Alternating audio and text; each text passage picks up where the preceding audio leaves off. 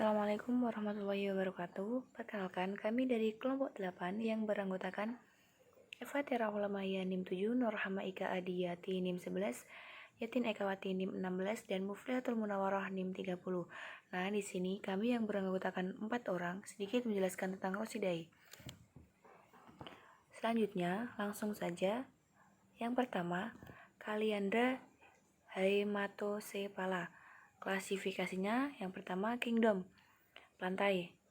Divisi Magnoliophyta, kelas Magnoliopsida, ordo Fabales, famili Fabaceae atau Leguminosae, genus Kaliandra, spesies Kaliandra calotyr susmaisin. Nah, tumbuhan ini merupakan tumbuhan perdu yang tumbuh cepat yang dapat tumbuh tinggi tetapi juga menyebar luas. Jika diinginkan dapat dibuat lebih kecil dengan cara dipangkas, cukup menarik daunnya lalu tutup pada malam hari. Bunga puff bedak merah menarik bagi kupu-kupu dan kolibri, tetapi hanya muncul dari bulan November sampai bulan April. Kuncup sebelum bunga terbuka terlihat seperti raspberry.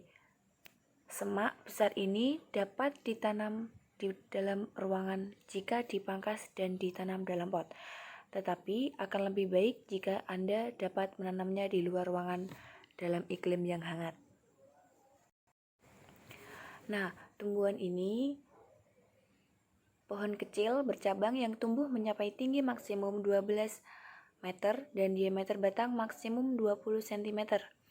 Kulit batangnya berwarna merah atau abu-abu yang tertutup oleh lentisel kecil, pucat berbentuk oval. Ke arah pucuk batang cenderung bergerigi dan pada pohon batangnya coklat kemerahan. Ujung batangnya bisa berulas merah di bawah batang. Sistem akar terdiri dari beberapa akar tunjang dengan akar yang lebih halus yang jumlahnya sangat banyak dan memanjang sampai keluar permukaan tanah. Tumbuhan ini memiliki bentuk daun yang kecil seperti umumnya, bertekstur lebih lunak berwarna hijau tua. Panjang daun bisa mencapai 20 cm, lebarnya bisa mencapai 15 cm, dan pada malam hari daun-daun tersebut melipat ke arah batang. Daun Kaliandra berwarna hijau gelap, kanopi melebar ke samping dan sangat padat.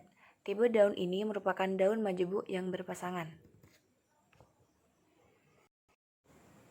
Selanjutnya, Mimosa pudica. Nah, Mimosa pudica bisa disebut dengan putri malu. Klasifikasinya Kingdom, lantai. Divisi Magnoliophyta, kelas Magnoliopsida, ordo Fabales, famili Fabaceae, genus Mimosa, spesies Mimosa pudica. Mimosa pudica bisa disebut dengan putri malu. Dalam bahasa Latin itu disebut dengan Mimosa pudicamlin. Adakah dengan ciri daunnya yang dapat menutup dengan sendirinya saat disentuh dan membuka kembali setelah beberapa lama. Nah, tanaman ini bisa disebut dengan tanaman sensitif, tanaman mengantuk, tanaman tindakan sentuhan tidak sampai pelan. Tanaman ini adalah merayap tahunan atau abadi tanaman berhubungan dari keluarga kacang-kacangan, kacang polong. Nah, tanaman berduri ini termasuk dalam tanaman berbiji tertutup Angiospermae dan terdapat pada kelompok tumbuhan berkeping 2 atau dikotil. Nah, gerak tanaman putri malu menutup daunnya disebut dengan seismonati yang walaupun dipengaruhi rangsang sentuhan, Thigmonasti. Sebagai contoh, gerak Thigmonasti daun putri malu menutup tidak peduli dari mana datangnya arah rangsangan. Tanaman ini juga menguncup saat matahari terbenam dan merekah kembali setelah matahari terbit. Tanaman putri malu menutup daunnya untuk melindungi diri dari hewan pemakan tumbuhan atau herbivora yang ingin memakannya. Nah, warna daun putri malu berwarna lebih pucat dengan menunjukkan warna yang pucat. Hewan yang tadinya ingin memakan tumbuhan ini akan berpikir bahwa tumbuhan tersebut telah layu dan menjadi tidak berminat lagi untuk memakannya. Sebutan lokal antara lain putri malu yaitu si kejut, rebah bangun, atau akan kaget. Selanjutnya, Bauhina purpurea. Klasifikasinya yang pertama, Kingdom Plantae, divisi Tracheophyta, kelas Magnoliopsida, ordo Fabales, famili Fabaceae, genus Bauhinia, spesies Bauhinia purpurea L. Nah, pohon daun berukuran kecil sampai sedang yang tumbuh setinggi 17 kaki atau 5,2 meter. Daunnya memiliki panjang 10-20 cm dan lebar, bulat dan berlubang. Daun di pangkal dan puncak. Bunganya mencolok, merah muda dan harum dengan 5 kelopak. Buahnya adalah polong dengan panjang 30 cm 12 inci, berisi 12 hingga 16 biji, daunnya bergantian. Terima kasih, jika ada salah kata mohon dimaafkan. Selanjutnya akan dijelaskan oleh Mbak Rahma. Kepadanya saya persilakan. Perkenalkan, di sini saya Norma Eka Adiati akan mencoba menjelaskan mengenai klasifikasi Centrosema pubescens atau biasa disebut dengan bunga telang. Klasifikasi yang pertama yaitu regnum atau bisa disebut dengan kingdom, lantai, divisi Tracheophyta, kelas Magnoliopsida, ordo Fabales, famili Fabaceae, genus Centroma, spesies Centroma pubescens. Pada daun telang ini memiliki anak daun yang berbentuk elips, bulat telur memanjang, dan bulat telur lanet. Dasar daun membulat dan ujung daun yang meruncing tajam. Daun berwarna hijau tua. Pada bunganya itu bisa melakukan fertilisasi sendiri pada bunga yang sudah mekar maupun bunga yang belum mekar. Daun kelopaknya berbentuk seperti lonceng dengan ukuran 1,5 sampai 3 mm dan memiliki biji kecil memanjang dengan ukuran panjang 4-5 mm dan lebar 3-4 mm, biasanya berwarna coklat kehitaman. Yang kedua, di sini akan melanjut pembahasan pada Syzygium aqueum atau bisa disebut dengan jambu air. Klasifikasinya Kingdom Plantae, divisi Tracheophyta, kelas Magnoliopsida, ordo Myrtales, famili Myrtaceae, genus Syzygium, spesies Syzygium aqueum. Pada tanaman ini berdaun tunggal dengan letak berhadapan. Helaian daunnya berbentuk lonjong dan bulat. Buahnya berbentuk seperti gangsing dengan pangkal kecil dan ujung yang sangat lebar. Sisi luar buah berwarna putih sampai merah, biasanya pink juga. Di sisi luar buah berwarna putih, daging buahnya berwarna putih dan berair. Biasanya buah itu terasa masam atau agak sepet dengan biji yang berukuran kecil. Lanjut ke Parijoto atau Medinilla speciosa. Klasifikasinya Regnum Plantae, divisi Tracheophyta, ordo Myrtales, famili Melastomaceae, genus Medinilla, spesies Medinilla speciosa. Tumbuhan ini termasuk ke dalam tumbuhan epifit. Buahnya bergelombol dengan ukuran kecil dan berwarna merah muda atau ungu yang mengandung antioksidan dan beta-karoten dalam kadar yang signifikan, sehingga dapat dipercaya akan meningkatkan kesuburan kehamilan. Kalau di Kudus sendiri biasanya yang ada buah parijotonya itu di daerah Colo atau daerah Kudus Utara, di daerah dataran tinggi biasanya.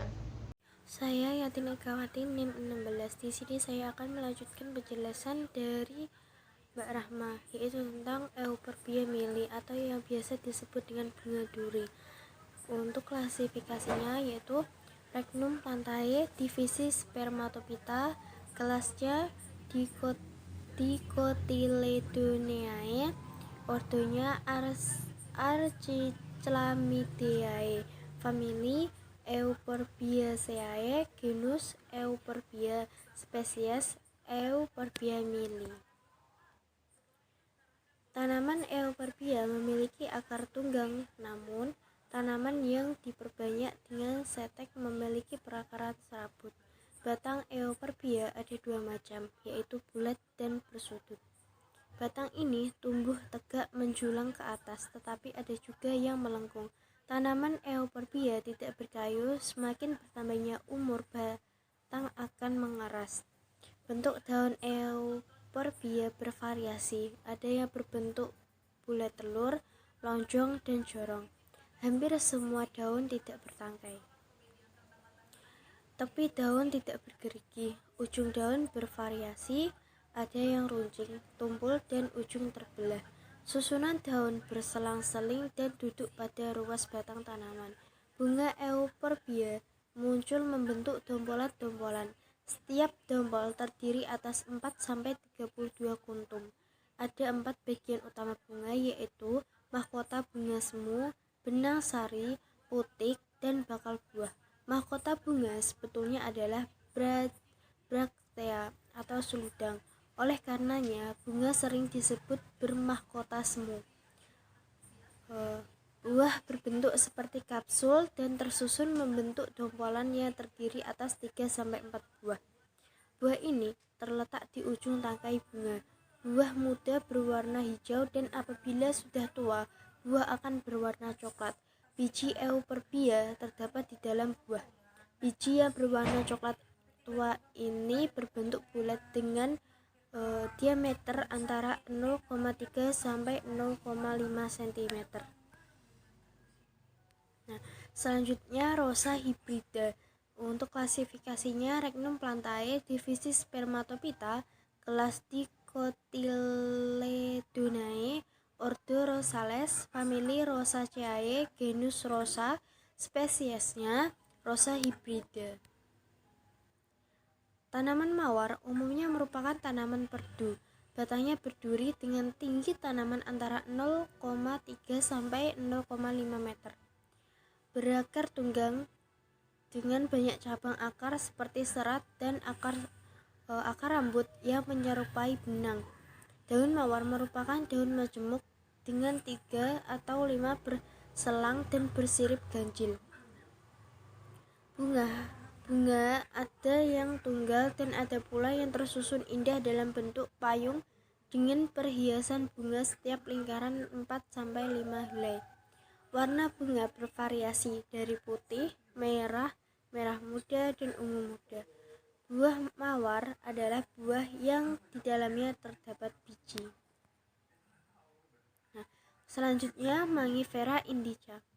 Klasifikasinya Kingdom Plantae, divisi Magnoliophyta, kelasnya Magnoliopsida, subkelas Rosidae, ordo Sapindales, famili Anacardiaceae, genus Mangifera, spesiesnya Mangifera indica.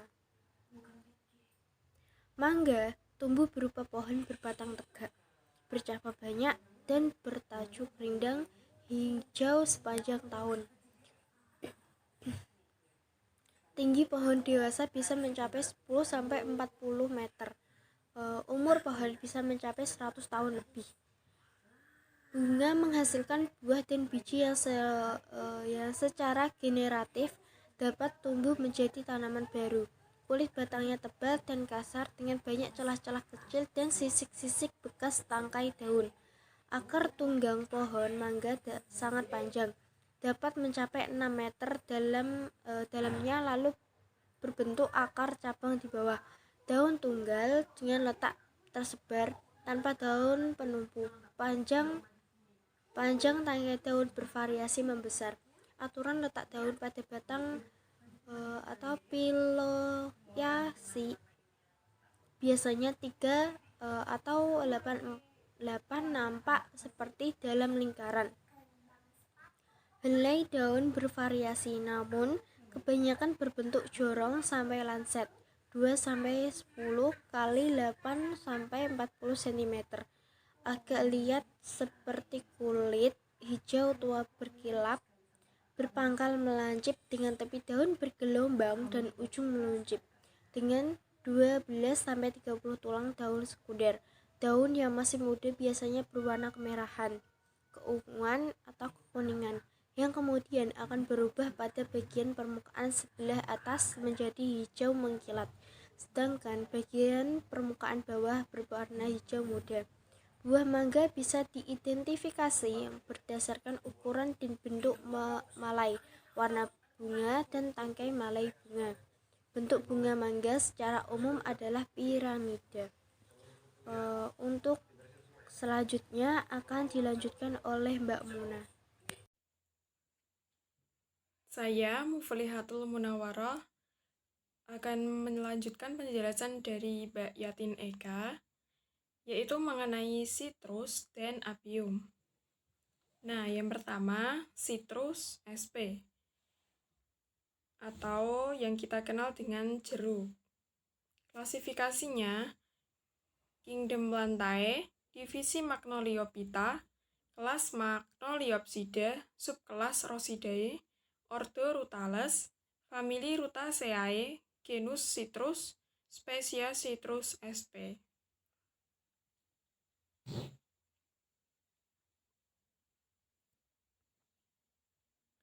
Nah, jeruk ini adalah tanaman dengan kandungan vitamin C dan mineralnya yang tinggi.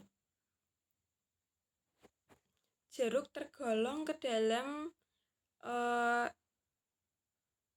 tumbuhan Dicotyledoniae atau memiliki biji berkeping dua. Nah, jeruk ini memiliki akar tunggang yang panjang dan disusul dengan akar-akar serabut atau samping. Daun pada tanaman jeruk memiliki dua bagian lembaran, yaitu ada daun yang besar dan ada daun yang kecil. Warnanya hijau tua dan agak tebal. Permukaan daun bagian atas mengkilap, sementara yang bagian bawah berwarna hijau muda. Hijau muda ini dipengaruhi oleh karena adanya lilin. Kemudian bentuk daunnya bulat telur dengan panjang daun 5-15 cm dan lebar 2-8 cm. Tulang daunnya menyirip, beraturan, dan berselang-seling. Nah, ketika daun diremas itu akan mengeluarkan aroma khas jeruk.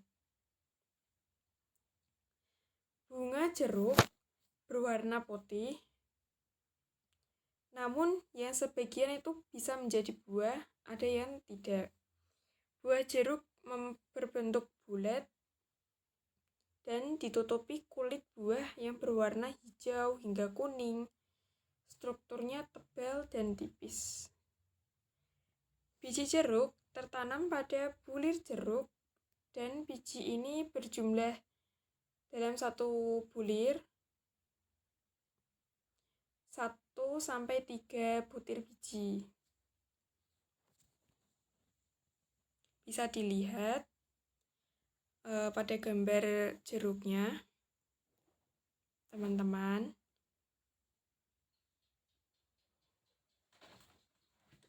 Kemudian Apium graveolens atau seledri. Klasifikasinya Kingdom Plantae, divisi Magnoliophyta, kelas Magnoliopsida, subkelas Rosidae, ordo Apiales, famili Apiaceae, genus Apium, spesies Apium graveolens L. Nah, seledri ini merupakan sayuran daun yang biasanya kita kenal untuk bumbu masakan. Namun selain itu bisa juga digunakan untuk obat-obatan.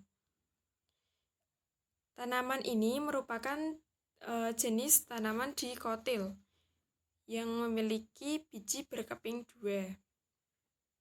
Tanaman ini termasuk tanaman semak. Kemudian batangnya tidak bercabang. Susunannya terdiri dari daun, tangkai daun, batang, dan akar. Batang seledri tidak berkayu, beruas, bercabang, dan batang seledri tegak, berwarna hijau pucat. Batang seledri ukurannya sangat pendek, sekitar 3-5 cm, sehingga dia tidak nampak kalau tidak diamati secara lebih serius. Nah, daun seledri ini sifatnya majemuk. Daunnya menyirip ganjil dengan anakan antara 3-7 helai daun. Tepi daun beringgit pada pangkal maupun ujungnya runcing. Tulang daunnya menyirip dengan ukuran panjang 2-7 cm dan lebar 2-5 cm. Tangkai daunnya tumbuh tegak ke atas atau ke pinggir batang dengan panjang tangkai 5 cm yang berwarna hijau sampai dengan keputihan. Akar pada seledri tebal, serabut, dengan sistem akar menyebar ke semua arah, sekitar 5-9 cm. Nah, bisa menembus ke dalam tanah sampai 30 atau 40 cm. Nah, yang kemudian yaitu bagan dikotomi dan kunci determinasi.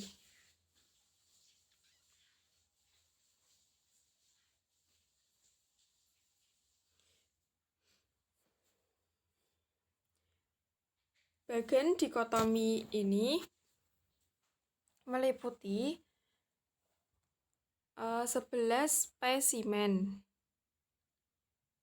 11 spesimen ini yang pertama yaitu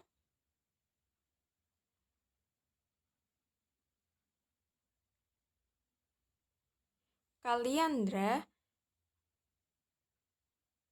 hematocephala, yang spesimen nomor 2 Mimosa putica, yang spesimen nomor 3 Bauhinia purpurea, spesimen nomor 4 Centrosema pubescens, spesimen nomor 5 Syzygium aqueum, spesies nomor 6 Medinilla javanensis, spesies nomor 7 Euphorbia milli, spesies nomor 8 Rosa hybrida,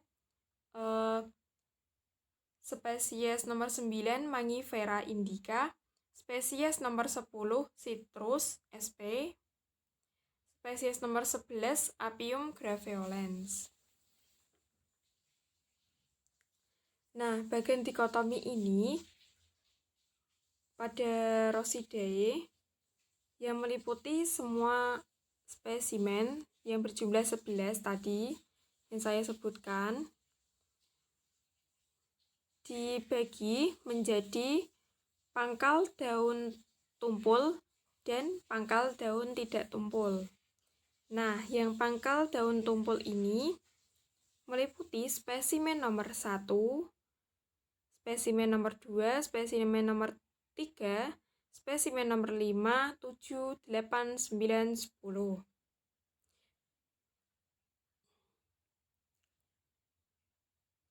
Nah, pangkal daun tumpul ini dibagi lagi menjadi daun tunggal dan daun majemuk.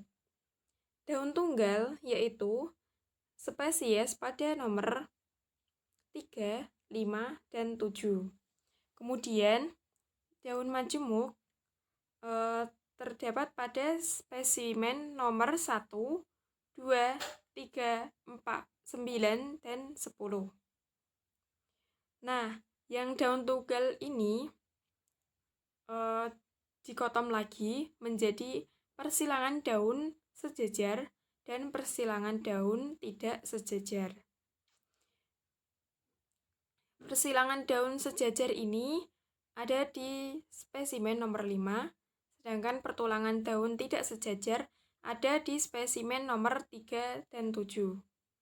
Nah, pertulangan daun tidak sejajar ini dikotom lagi menjadi ujung daun lancip dan ujung daun kipas.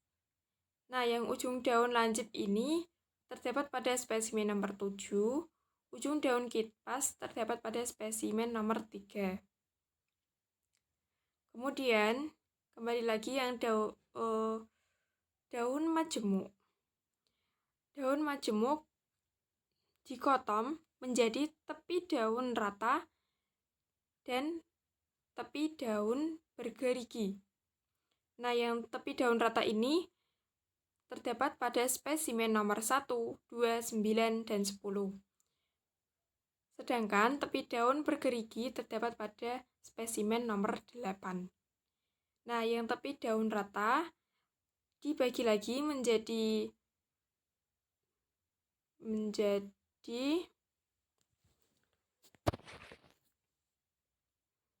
bunga bentuk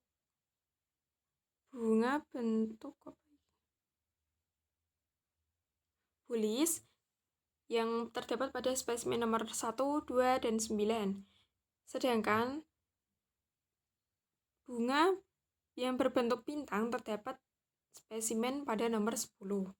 Nah, bunga yang berbentuk bulis ini dibagi lagi menjadi bunga berwarna merah dan bunga berwarna putih. Yang berwarna merah ini terdapat pada spesimen nomor 1 dan 2. Kemudian yang bunga berwarna putih terdapat spesimen pada nomor 9. Nah, yang bunga berwarna merah ini dibagi lagi menjadi batang bergerigi dan batang bulat. Yang batang bergerigi ini terdapat spesimen pada nomor 1 dan batang bulat terdapat pada spesimen nomor 2.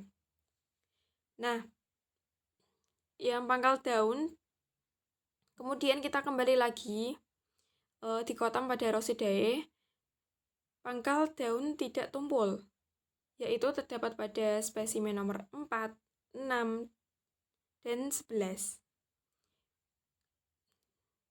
Kemudian dibagi lagi menjadi akar tunggang dan akar serabut. Akar tunggang ini terdapat pada spesimen nomor 4 dan 6. Kemudian akar serabut terdapat pada spesies nomor 11. Nah, yang akar tunggang ini dibagi menjadi bunga, vagina, bunga berwarna ungu, dan bunga berwarna merah muda atau pink. Yang berwarna ungu yaitu spesimen nomor 4 dan yang berwarna merah muda spesimen nomor 6. Nah, pada numerik bagian dikotomi ini yaitu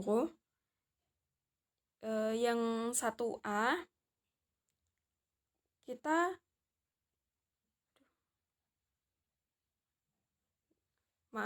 yang kunci determinasi.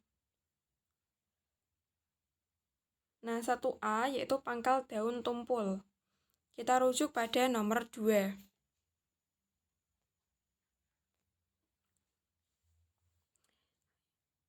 Numerik dulu. Saya akan membahas numerik dulu. Numerik ini tata caranya yaitu 1A bagian yang ujung kiri kita catat 1A, kemudian kita ikuti ke kanan 1 baris jajar 1B, kemudian kembali lagi ke 2A karena dia tidak ada lagi pembagiannya.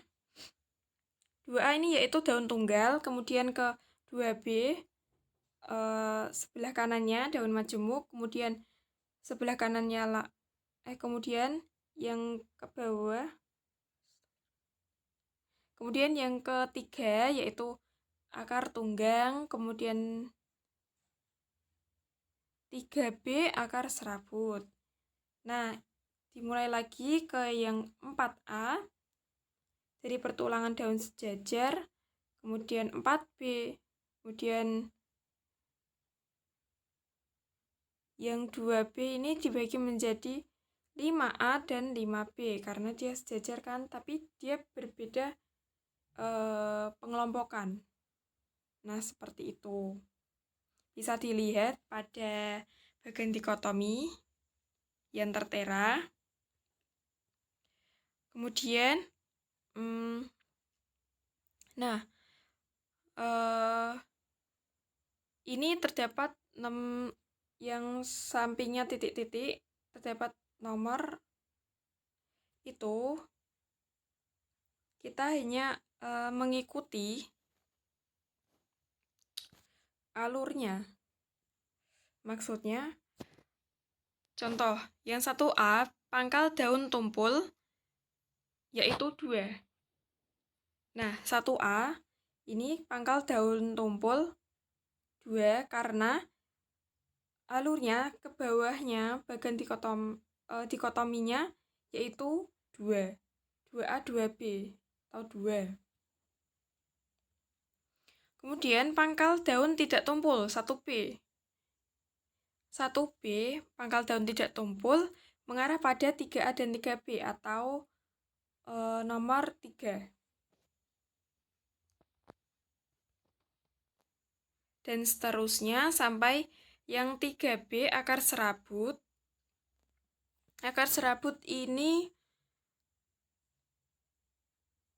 hanya spesimen nomor 11 saja. Nah, sedangkan spesimen nomor 11 itu kita langsung menyebutkan, yaitu Apium graveolens L. Seperti yang pada 4A. 4A juga seperti itu.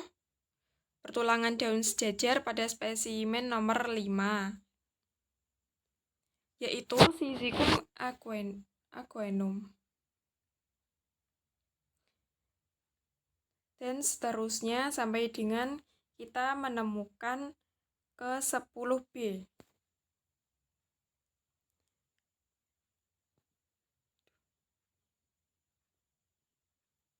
10B ini pada batang bulat. Pembagian dari bunga warna merah yang terdapat pada Mimosa pudica. Karena spesimennya ditulis hanya 1. Dan langsung dituangkan saja ke dalam ini. Berbeda dengan yang angka. Kalau angka terdapat banyak spesimen, sehingga kita wakilkan dengan angka-angka ini, numerik ini, agar lebih singkat dan jelas. Nah, baik. Sekian presentasi dari kelompok kami. Mohon maaf apabila ada salah ucap, kata yang disengaja maupun tidak disengaja. Akhirul kalam. Wassalamualaikum warahmatullahi wabarakatuh.